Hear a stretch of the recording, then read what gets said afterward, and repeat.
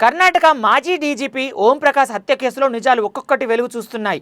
ఈ కేసులో ఆదివారం ఉదయం ఓంప్రకాష్ నివాసంలో భార్య పల్లవి, కుమార్తె కృతిపై హత్య నేరం కింద పోలీసులు అదుపులోకి తీసుకొని కేసు నమోదు చేశారు.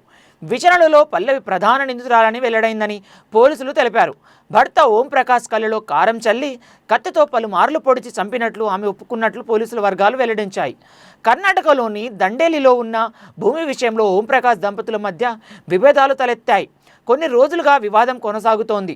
శనివారం రాత్రి వారి మధ్య భోజనం చేస్తున్న సమయంలో వాగ్వాదం చోటు చేసుకుంది. తీవ్ర ఆవేశంలో ఉన్న పల్లవి భర్త ముఖంపై కారం చల్లింది. మంటతో ఆయన విలవిలలాడుతుండగా అదే అదనపు పలుమార్లు ఆయన్ను కత్తితో పొడిచి చంపేసింది. అనంతరం తన ఫ్రెండ్కు వీడియో కాల్ చేసి ఆ రాక్షసుడిని చంపేశాను అని చెప్పినట్లు విచారణలో వెల్లడైంది. ఓంప్రకాష్ హత్య ఘటనపై ఆయన కుమారుడు కార్తికేయ స్పందించారు. తల్లి సోదరిపైనే ఆయన అనుమానం వ్యక్తం చేశారు. వారం రోజులుగా మా నాన్నను చంపేస్తామంటూ మా అమ్మ బెదిరిస్తూ వస్తోంది. ఈ బెదిరింపుల భయంతోనే ఆయన సొంత సోదరి ఇంట్లో ఉంటున్నారు. 2 రోజుల క్రితం నా సోదరి కృతి అక్కడికి వెళ్ళి బలవంతంగా ఆయన్ను ఇక్కడికి తీసుకొచ్చిందని.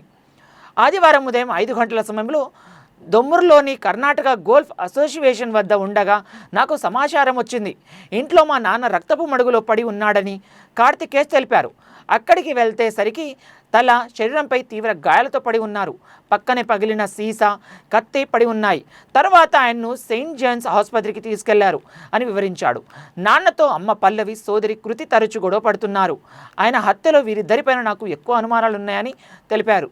వీరిపై న్యాయపరమైన చర్యలు తీసుకోవాలని ఆయన పోలీసులకి ఫిర్యాదులో పేర్కొన్నారు. ఓంప్రకాష్ అంత్యక్రియలు పోలీసుల లాంఛనాలతో పూర్తయ్యాయి. ఆయన చాలా మంచి అధికారి, మంచి వ్యక్తి. ఇలా జరిగి ఉండాల్సింది కాదు. దర్యాప్తులోనే ఇంకా అన్ని విషయాలు తెలుస్తాయి అని పరమేశ్వర అన్నారు.